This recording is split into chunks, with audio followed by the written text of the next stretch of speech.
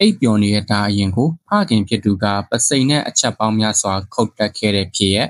မင်္ဂလာပါခင်ဗျာကျွန်တော်တို့ရဲ့ channel ကနေဒီကနေ့တင်ဆက်ပေးခြင်းတာကတော့ထိုင်းနိုင်ငံနကွန်စီပြည်နယ်မှာဖြစ်ပွားခဲ့တဲ့တုံလုံး6ချားပွဲရာတားအဖချင်းလူတက်မှုတစ်ခုအကြောင်းပဲဖြစ်ပါတယ်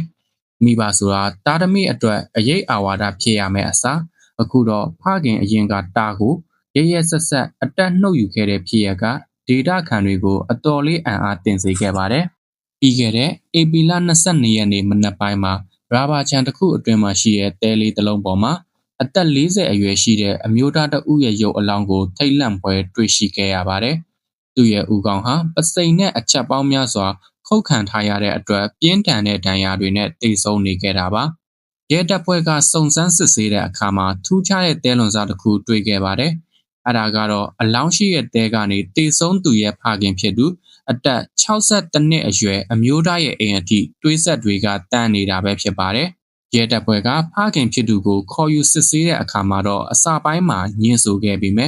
နောက်ဆုံးမှာတော့သူကိုယ်တိုင်တားဖြစ်သူကိုတက်ခဲ့တာပါလို့ဝန်ခံလိုက်ပါတယ်။ဖခင်ဖြစ်သူရဲ့ထွက်ဆိုချက်အရပြီးခဲ့တဲ့ညပိုင်းမှာတားဖြစ်သူအိပ်ပျော်နေတော့ပစိန်ကိုယူပြီးတိတ်တဆိတ်သွားခဲ့ပါတယ်။ပြီးတော့အိပ်ပျော်နေတဲ့တားရဲ့ခေါင်းကိုပစိန်နဲ့ခုတ်ခဲ့တာပါ။တားဖြစ်သူနေရာတင်ပွဲကျင်းပြီးတည်ဆုံးသွားတဲ့အခါမှာသွေးပိနေတဲ့ပစိန်ကိုအိမ်ဘေးကရေတွင်းထဲပစ်ချခဲ့ပြီးဘာမှမဖြစ်သလိုမျိုးဟန်ဆောင်နေခဲ့တာလို့ဆိုပါတယ်။သူဘာကြောင့်ဒီလိုလုပ်ခဲ့တာလဲဆိုတဲ့မေးခွန်းကိုတော့တားဖြစ်သူကသူ့ကိုအရင်ကကိုထိလက်ရောက်အကြိမ်ချင်းစော်ကားခဲ့ဘူးလို့အာဃာတတွေစုပြီးအခုလိုလုပ်လိုက်တာပါလို့အကြောင်းပြပါတယ်။ဒါပေမဲ့ရဲတပ်ဖွဲ့ကဒီထွက်ဆိုချက်ကိုအပြေအဝမယုံကြည်ပါဘူး။ဒေတာခံတွေနဲ့ကြေးရွာလူကြီးဟောင်းတွေရဲ့အဆိုအရတေဆုံးသူဟာလူအေးတယောက်ဖြစ်ပြီးအလုပ်ကြိုးစားသူရွာထဲမှာအားလုံးကချစ်ခင်ကြသူတယောက်ပါတကယ်ပြဿနာကတော့တေဆုံးသူနဲ့သူ့ရဲ့မိတွေကြားမှာအစင်မပြေမှုတွေခဏခဏဖြစ်နေတာပါ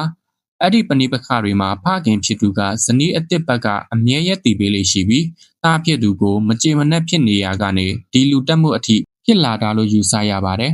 အခုတော့ရဲတပ်ဖွဲ့ကဖခင်ဖြစ်သူကိုတက်တီကံပစိန်နဲ့အတူဖမ်းဆီးထားပြီးပြည်စင်တစ်ခုလုံးပြန်လည်တရုပ်ပြခိုင်းကတရားဥပဒေအရအရေးယူဖို့ပြင်ဆင်နေပါတယ်။မိသားစုတွင်ကပဏိပခတွေ